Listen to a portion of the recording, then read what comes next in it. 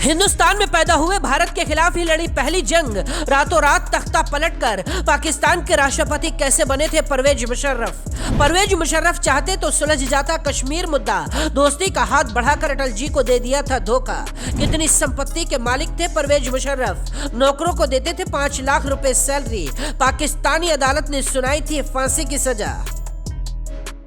पाकिस्तान के पूर्व राष्ट्रपति परवेज मुशर्रफ दुनिया को अलविदा कह गए हैं। कई सालों से परवेज मुशर्रफ पाकिस्तान से बाहर थे क्योंकि देशद्रोह के जुर्म में मुशर्रफ को मौत की सजा सुनाई गई थी। एक समय पाकिस्तान के सबसे शक्तिशाली शख्स रहे मुशर्रफ का जन्म पाकिस्तान नहीं बल्कि भारत की राजधानी दिल्ली के दरियागंज में 1943 में हुआ था। लेकिन बंटवारे के वक्त 1947 में उनका पूरा परिवार पाकिस्तान के कराची चला गया।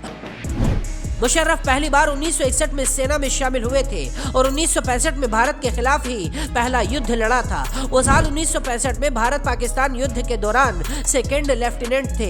ये युद्ध पाकिस्तान हार गया था लेकिन परवेज मुशर्रफ को बहादुरी के लिए मेडल मिला। अक्टूबर 1998 में मुशर्रफ को जनरल का ओहदा मिला और वो सैन्य प्रमुख बनाए गए। 1999 में उन्होंने बिना खून बहाए तत्कालीन प्रधानमंत्री नवाज शरीफ का तख्ता पलटकर सत्ता हथिया ली।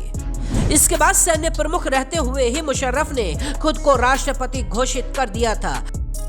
अपनी जीवनी में जनरल परवेज मुशर्रफ ने लिखा था कि उन्होंने कारगिल पर कब्जा करने की कसम खाई थी लेकिन नवाज शरीफ की वजह से वो ऐसा नहीं कर पाए। आज से करीब 24 साल पहले एक बस नई दिल्ली से पाकिस्तान गई थी। उस बस में तत्कालीन प्रधानमंत्री अटल बिहारी वाजपेयी खुद भी सवार थे। 20 फरवरी 1999 को बस लाहौर पहुंची और भारत पाकिस्तान के रिश्तों की नई नींव पड़ी थी। इसी दोस्ताना माहौल में सेना के चीफ जनरल मुशर्रफ ने कारगिल युद्ध की तैयारी को अंजाम देना शुरू कर दिया था। वाजपेयी और भारत ने दोस्ती का जो हाथ बढ़ाया था उसे झटककर पाकिस्तान ने दुश्मनी चुनी और मई 1999 में पाकिस्तान ने भारत के खिलाफ युद्ध छेड़ दिया।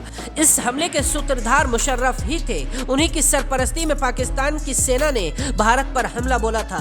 कारगिल युद्ध में पाकिस्तान को धूल चटाने के बावजूद भारत खामोश रहा। एक बार फिर दोस्ती का पैगाम भेजा गया। इस बार उधर से मुशर्रफ आए। आगरा में ऐतिहासिक बैठक हुई लेकिन नतीजा वही रहा। एक बार फिर भारत के पेट में छुरा घोंपा गया।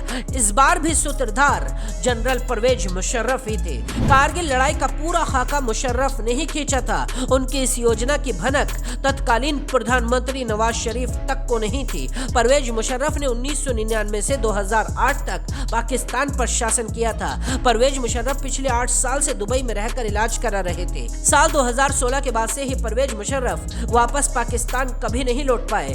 दिसंबर 2019 में एक पाकिस्तानी अदालत ने राजद्रोह के मामले में मुशर्रफ को मौत की सजा सुनाई थी। उन पर भ्रष्टाचार के कई आरोप लगे और कहा गया कि उन्होंने पाकिस्तान की आवाम का पैसा लूटकर विदेशों में अपनी करोड़ों की संपत्ति खड़ी कर दी।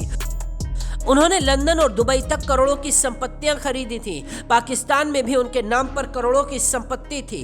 कहा जाता है कि उनके नौकर आज भी 5-5 लाख रुपए की तनख्वाह लेते हैं। बाकी खबरों के लिए देखते रहिए जनसत्ता.com।